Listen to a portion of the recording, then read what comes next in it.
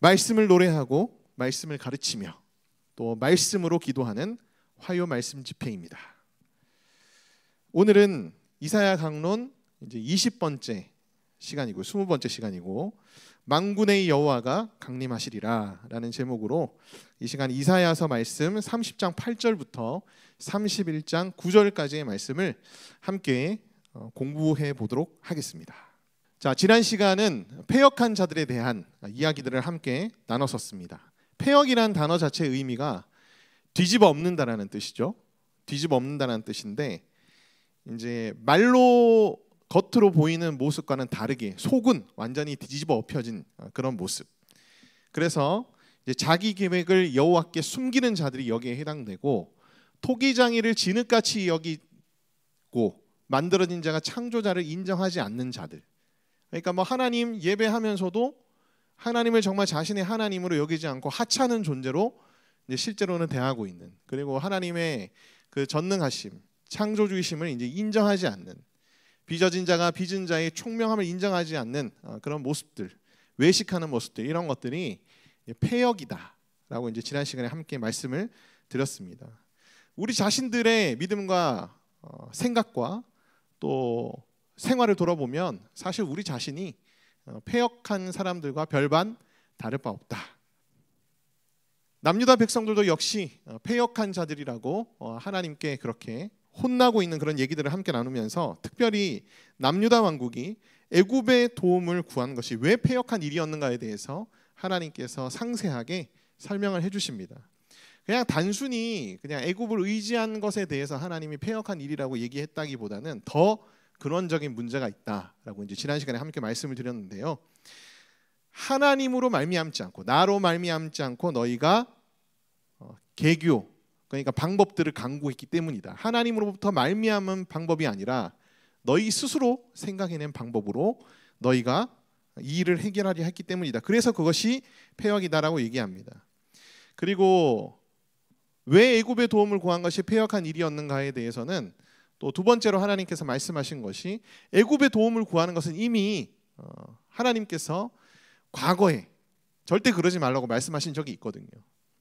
그러면은 애굽의 도움을 구할 수밖에 없는 상황이 됐다고 한다면 적어도 하나님께 하나님 그렇게 말씀하셨는데 구해도 됩니까? 애굽의 도움을 구해도 됩니까? 라고 이제 물어봤었어야 되는데 나의 영으로 말미암지 않고 애굽과 맹약을 맺어 죄의 죄를 더했다 라고 이제 하나님께서 말씀하시죠. 너희가 스스로 강하려 했기 때문에 그것이 패역한 일이었고 애초에 하나님께 이 문제에 대해서 묻고 나아가지 않았기 때문에 하나님께서 너희들을 패역하다라고 말씀하신 것이다 라는 그런 이사야 선지자의 강한 그런 질책이 있었습니다. 그러나 말미에 하나님께서 말씀하시죠. 너희가 패역하였지만 내가 너희를 변화시킬 것이다. 그리고 거룩한 하나님의 백성으로 너희를 다시 세울 것이다. 그렇게 하나님께서 희망의 메시지들을 선포합니다. 오늘도 이와 관련된 내용들이 다시 좀 구성이 되어서 이제 나오고 있거든요. 자, 그래서 이 먼저 우리가 30장 8절 말씀부터 좀 봤으면 좋겠는데요.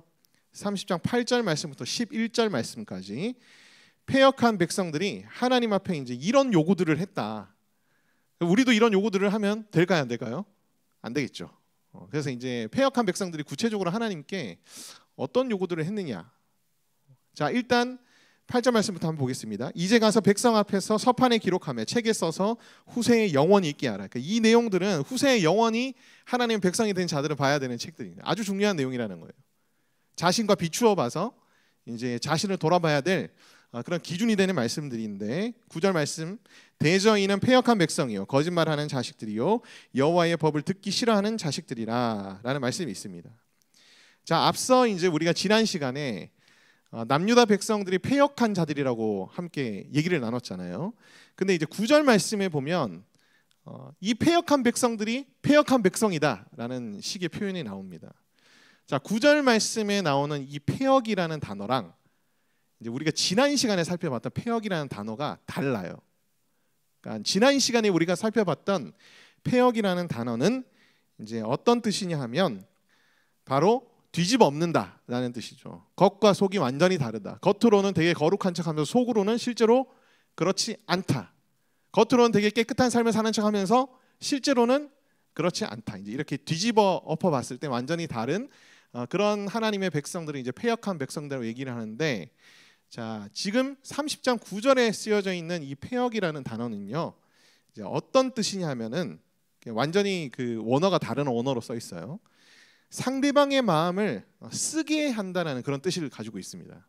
그러니까 하나님께 상처를 주고 하나님의 마음을 격동케 하며 하나님을 뚜껑 열리게 하는 약간 그런 백성이다. 이제 그런 뜻이에요. 그래서 이제 영어 성경에서도 이렇게 리벨리우스라는 단어를 씁니다. 그러니까 반항적인 백성이다. 이제 그렇게 얘기를 해요.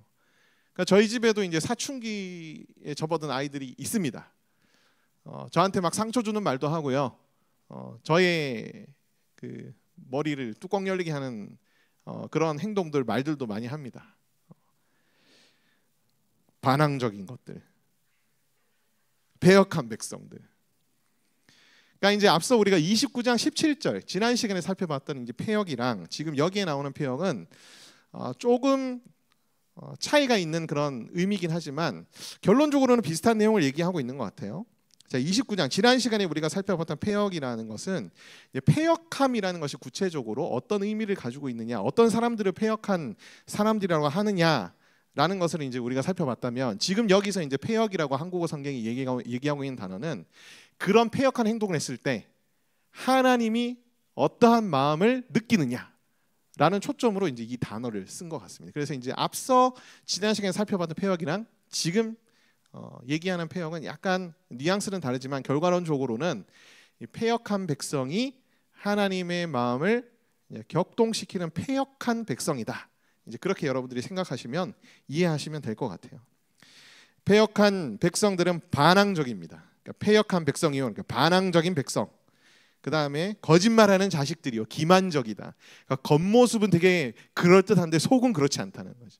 거짓말하는 자들, 기만적인 백성들이다. 하나님의 말씀대로 살려고 하지 않습니다. 여호와의 법을 듣기 싫어합니다. 나는 하고 싶은 것이 있는데 하나님은 자꾸 그걸 하지 마라 그래. 그러니까 어떻게 하죠? 하나님의 말씀이 듣기가 싫은 거예요. 하나님을 믿으면서도 그의 말씀대로 살기를 거부하고 자기 뜻대로 살기를 좋아하는 자들이 바로 이제 패역한 자들인데, 이들이 이제 어떻게 요구를 하느냐? 선견자들이나 선지자들에게 이제 이렇게 요구를 하는 거예요. 결코 뭐뭐 하지 마라라는 단어로 총 5가지 요구를 합니다. 결코 선견하지 말라. 한국어 성경에는 결코라는 단어는 없지만 이제 원어 성경에는 굉장히 강한 어조에 결코 뭐뭐 하지 말라는 그런 표현이 있거든요. 선견하지 말라. 선견자들에게 선견하지 말라. 그러니까 이제 하나님의 예언을 전하지 말라는 거예요. 왜? 듣기 싫으니까. 나는 그것대로 안 살 거니까. 그리고 선견자들이 예언해봐야 뻔하거든요. 자기들에게 계속 고치라고 하고 잘못됐다고 하고 이제 그런 얘기들을 하니까 나는 듣고 싶은 얘기는 따로 있는데 나는 지금 뭔가 위로받고 싶고 막 그러고 싶어서 왔는데 자꾸 찌르는 얘기들만 하니까 듣기 싫은 거죠. 비슷한 맥락으로 결코 바른 것을 보이지 말라라고 요구합니다. 그러니까 바른 것을 나에게 보여줌으로써 내가 찔리게 하지 말라는 얘기예요. 내가 찔리게 하지 말라. 우리에게 부드러운 말을 결코 하지 말라. 달콤한 말을 해달라, 그런 뜻이에요. 부드러운 말을 하라. 그러니까 결코 부드럽지 않은 말을 하지 말라라는 뜻입니다. 그러니까 부드러운 말을 하라는 얘기는 이제 달콤한 말을 해달라, 이제 그런 뜻이에요. 내가 듣고 싶어하는 얘기들만 해주세요, 이제 그런 얘기입니다. 거짓된 것을 보이라라고 말합니다. 너희들도 바른 길을 버리며 첩경에서 돌이키라라고 얘기합니다. 그러니까 이제 선견자들과 선지자들한테도 11절 말씀에 보면 야 너희도 바른 길을 버리고 첩경, 그러니까 길에서 벗어나라, 이제 그런 뜻이에요. 바른 길로 가지 말고 오히려 길에서 벗어나서 살아라고 이제 그렇게 얘기를 하는 겁니다. 너희도 마음대로 살아. 뭐 그렇게 힘들게 하나님의 말씀대로 살려고 하고 그렇게 전하니 너 힘들지 않니? 그런 얘기를 하는 거예요. 그러면서 마지막으로 우리 앞에서 떠나시게 하라라고 얘기합니다. 꼴도 보기 싫은 거지. 맨날 잔소리만 하고 맨날 내가 듣기 싫은 말만 하고. 그러니까 딱 반항적인 사춘기 아이가 부모에게 가지고 있는 마음이에요. 패역한 백성들. 패역한 백성들. 나한테 간섭하지 마. 그런 뜻입니다. 이런 패역한 자들의 5가지 요구들이 은연중에 우리 속에서 우리가 신앙생활 할 때마다 이제 우리 마음 속에서 일어나요. 일어나고 실제로 그렇게 요구도 하고. 그러면서 이제 교회에 있는 목사님들도 거기에 반응하는 경우도 있습니다. 제가 중고등학교 다닐 때는요, 그 혼전순결 서약식이라는 게 있었습니다. 요즘도 있는지 잘 모르겠어요. 요즘 거의 없는 것 같아. 그래서 교회에서 막 선물로 혼전순결 반지도 막 만들어주고 막 이랬어요. 그래서 나는 이제 하나님 백성이니까 혼전순결 하겠습니다. 막 서약하고 이랬어요. 요즘 혼전순결 서약식 하는 거 거의 없습니다. 요즘 혼전순결 왜 해야 되는지도 앞에서 목사님들이 별로 선포하지 않는 것 같아요. 왜요? 성도들이 듣기 싫어하니까. 특히 청년들은 더 듣기 싫어하니까. 찔리는 말씀이고, 안 그래도 가뜩이나 우리 교회 성도들 중에 청년들이 없는데 그 얘기까지 해버리면은 찔린 성도들이 다 도망갈까 봐 더 안 하게 되는 거지. 하나님이 너희와 함께 하신다. 하나님 너를 위로하신다. 하나님 너를 감싸주신다. 그런 메시지. 틀린 메시지 아닙니다. 근데 성경에서 얘기하는 빈도수에 비슷하게 비율적으로 그렇게 메시지가 나가야지. 저는 이제 이게 우리 목회자들의 사실 가장 큰 고민이고요. 현장에서는 또 그 고민이 얼마나 있겠습니까? 그러다가 이제 타협하기도 하고 그러다가 그게 이제 수십 년 흐르면서 지금 이제 이 상황까지 온 것 같아요. 술 마시지 말라는 것도. 교회에서 목사님이 앞에서 대놓고 술 마시지 말라는 말을 이제는 못 합니다. 왜요? 장로님들이 다 마시니까. 목사님들이 제일 두려워하는 존재들이 장로님들인데, 장로님들 귀에다가 술 마시지 마세요 이렇게 얘기하면 장로님들이 좋아하겠어요? 싫어하지. 헌금이 막 이제 떨어지기 시작할 것 같고 사람들이 떠날 것 같기 시작하고. 안 합니다. 그런 찔리는 얘기들에 대해서 안 해요. 근데 이것은 우리 성도들의 잘못도 있습니다. 왜냐하면 우리가 듣고 싶어하는 얘기들만 들으려 하고 듣기 싫은 얘기들은 듣기 싫어하는 패역함들 때문에, 또 그것에 타협한 공동체의 리더십들 때문에 점점점 이 모습이 더 강화되고 있는 그런 상황이거든요. 여러분들이 하나님의 말씀을 들을 때 여러분들을 찔리게 하는 말씀들을 여러분들이 더욱 선호하시고 귀담아 들으세요. 모든 성경은 하나님의 감동으로 된 것으로 교훈과 책망과 바르게 함과 의로 교육하기에 유익함이라. 다 찔리게 하기 위해서 하나님이 모든 성경을 주셨다고 얘기하는 거예요. 사실 어떻게 보면 너희로 하여금 돌이키도록 하기 위해서, 잘못된 길에서 벗어나도록 하기 위해서. 여기 계신 여러분들은 이제 온전한 하나님의, 거룩한 하나님의 백성으로서 이제 앞으로의 우리 한국교회의 공동체에 나아갈 방향들을 여러분들이 제시하시고, 또 그렇게 아름다운 교회로 여러분들이 세워가시는 주역들이 되시기를 바랍니다. 아멘. 그래서 우리 삶 속에 패역한 모습들, 패역한 생각들을 우리가 정화시켜야 돼요. 12절 말씀부터 패역한 백성들을 향한 경고가 나옵니다. 이러므로 이스라엘의 거룩하신 이가 이같이 말씀하시되 너희가 이 말을 업신여기고 압박과 허망을 믿어 그것에 의지하니 이 죄악이 너희에게 마치 무너지려고 터진 담이 불쑥 나와 순식간에 무너진 같이 되리라 하셨은즉 그가 이 나라를 무너뜨리시되 토기장이가 그릇을 깨뜨림 같이 아낌없이 부수시리니 그 종악 중에서 아궁이에서 불을 붙이거나 물 웅덩이에서 물 뜰 것도 얻지 못하리라. 히스기야 왕이, 우리가 이제 나중에 살펴보겠지만은 히스기야 왕이 처음부터 막 하나님께 의지하고 하나님께 붙들었던 거 아니에요.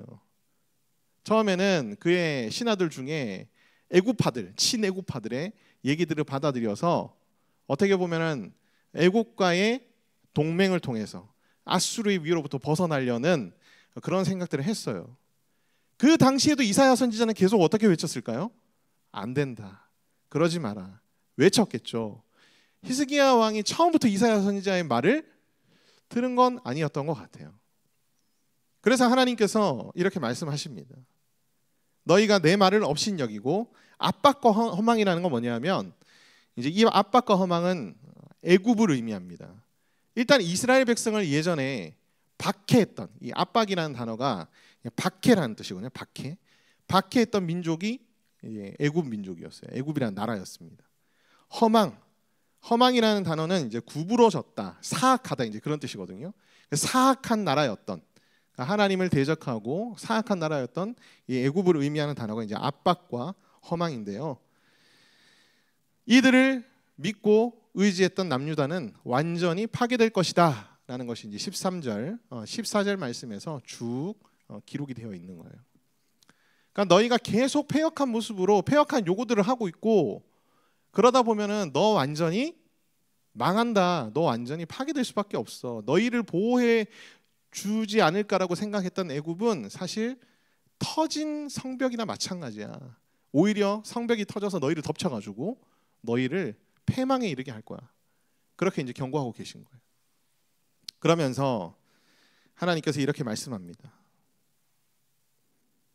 너희 패역한 백성들이 구원받기 위해서 이렇게 했으면 좋겠다라는 말씀들을 15절부터 19절 사이에 쭉 이제 말씀하세요.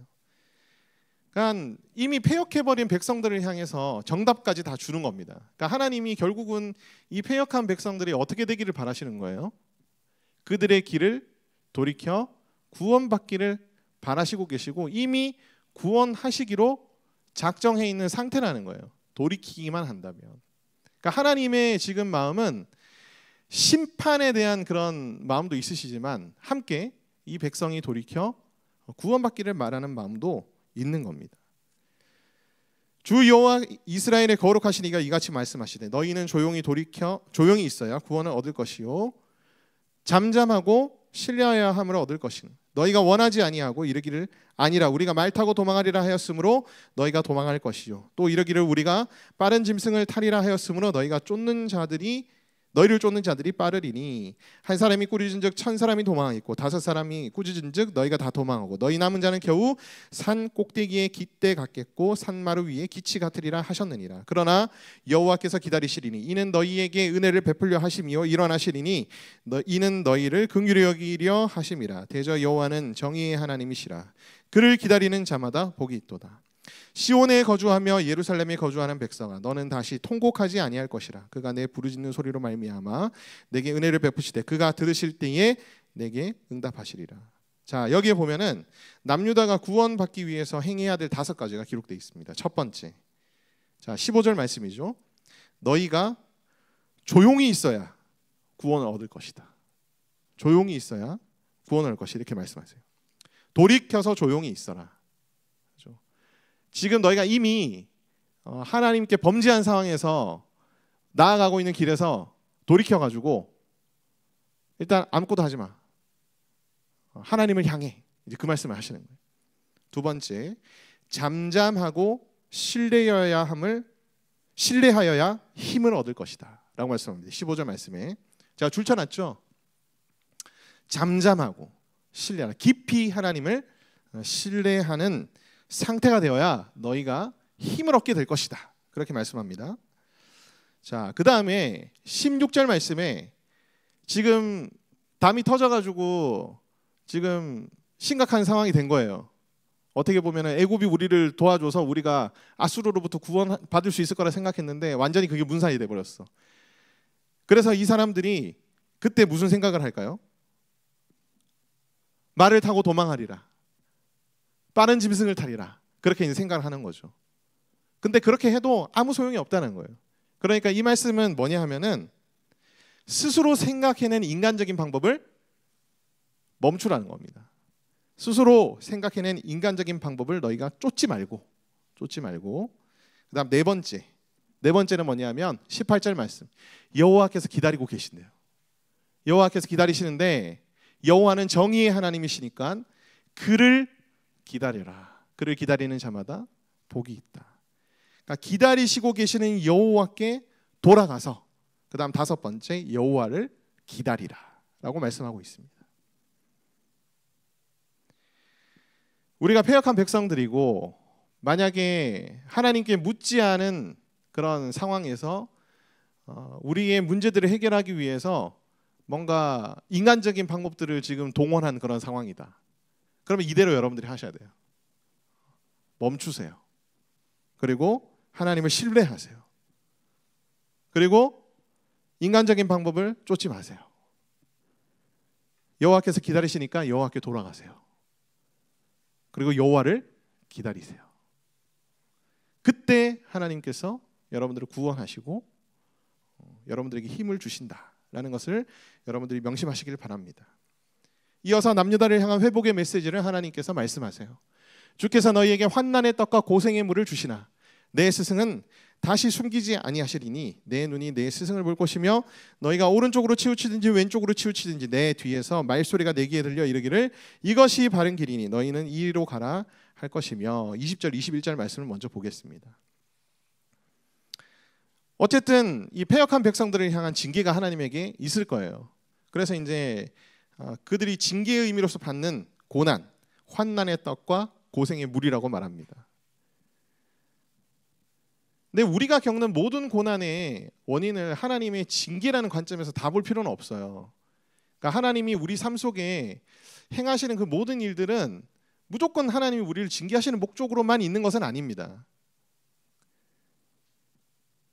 그러나 혹여나 우리가 징계받고 있어서 이렇게 환난에 어떻게 보면 떡과 고생의 물을 먹는 건 아닌가를 고민해 볼 필요는 있겠죠.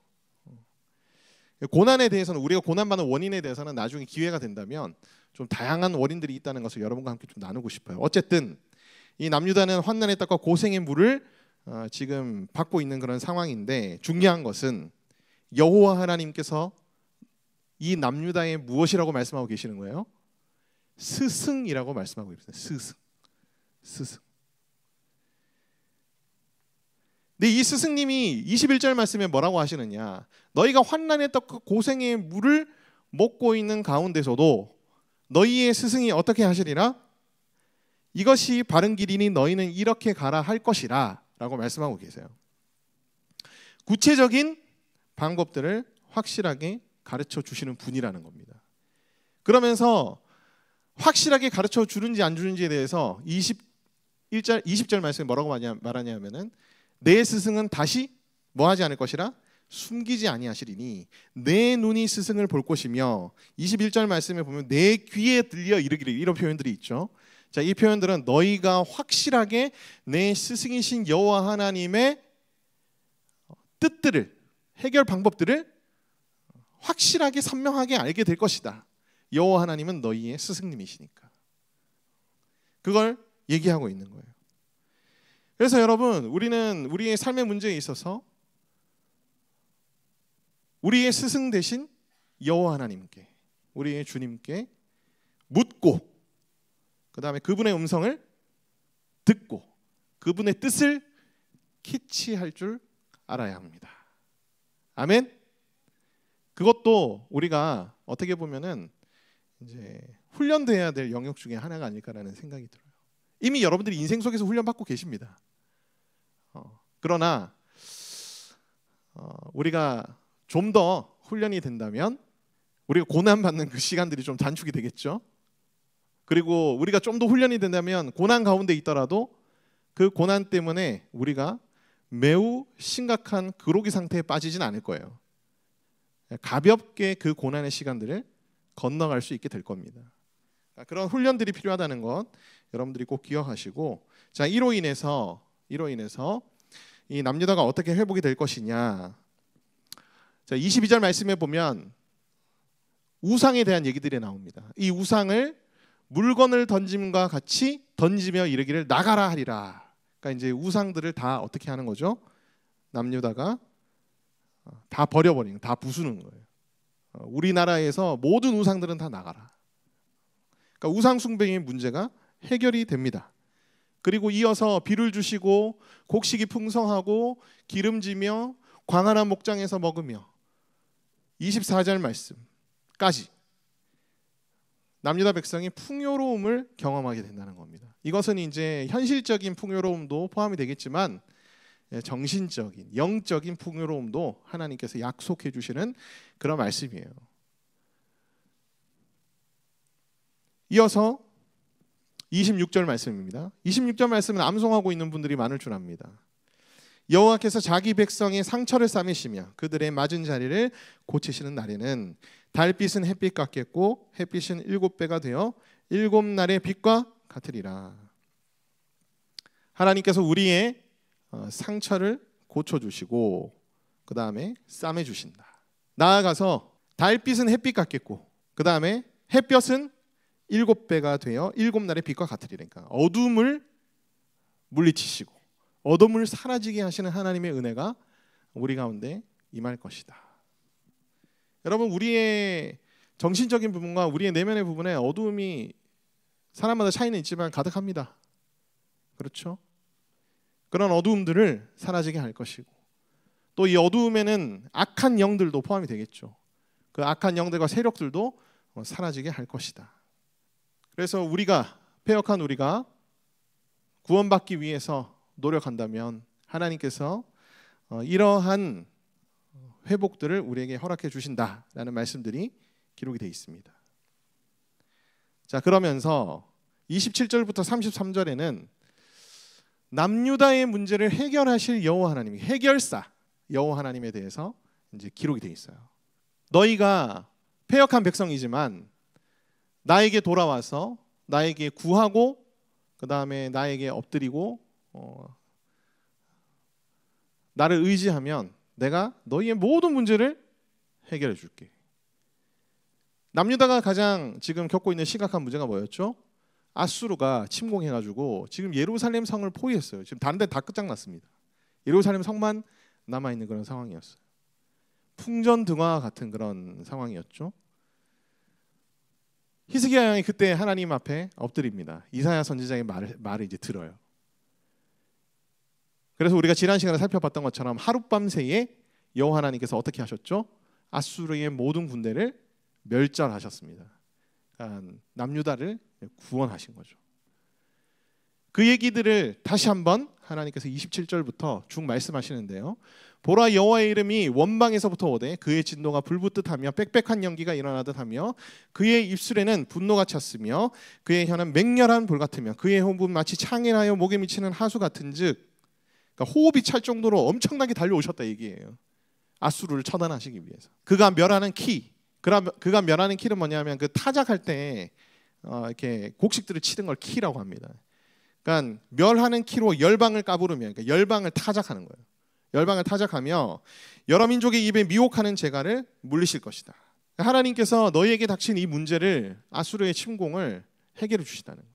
그래서 너희가 어떻게 될 것이냐, 29절 말씀에 너희가 거룩한 절기를 지키는 밤에 하듯이 노래할 것이며 피리를 불며 여호와의 산으로 가서 이스라엘의 반석에로 나아가는 자 같이 마음에 즐거워할 것이라. 하나님의 그 문제를 해결하시는 그 능력 앞에서 너희들이 기뻐하며 즐거워하며 찬양할 것이다. 여호와께서 그의 장엄한 목소리를 듣게 하시며 혁혁한 진노로 그의 팔에 치심을 보이시되 맹렬한 화염과 폭풍과 폭우와 우박으로 하시리니 여호와의 목소리에 아수르가 낙담할 것이며 주께서는 막대기로 치실 것이라. 여호와께서 예정하신 몽둥이를 아수르 위에 더하실 때마다 소고를 치며 수금을 탈 것이며 그는 전쟁터에 팔을 들어 그들을 치시리라. 대저 도벳은, 도벳이라는 것은 쓰레기와 시체를 태우는 장소를 의미합니다. 대저 도벳은 이미 세워졌고 또 왕을 위하여 예비된 것이라. 깊고 넓게 하였고 거기에 불과 많은 나무가 있었은즉 여호와의 호흡이 유황 개천 가사서 이를 사르리이다. 그러니까 그 예루살렘을 에워쌌던 18만 5천 명의 군대가 하룻밤 사이에 멸절하잖아요. 도벳이라는 곳에서 어떻게 했겠습니까? 그 시체들을 태웠겠죠. 그러면서 이사야 선지자는 말씀합니다. 구원은 오직 누구에게 달려있다? 여호와 하나님께 달려있다라고 말씀합니다. 도움을 구하러 애굽으로 내려가는 자들은 화 있을진저. 그들은 말을 의지하며 병거의 많음과 마병의 심히 강함을 의지하고 이스라엘의 거룩하신 이를 앙모하지 아니하며 여호와를 구하지 아니하나니. 여기에 이제 앙모하다라는 단어가 또 나오는데요. 이 앙모하다는 단어를 우리가 26장에서 이미 살펴봤습니다. 앙모하다는 단어가 뭔지 살펴봤는데 여기에 앙모하다라고 돼 있는 단어도 26장에 나오는 앙모하다의 원어랑 달라요. 다른 단어가 쓰여져 있는데 한국어 성경은 동일한 단어로 지금 번역을 해놨습니다.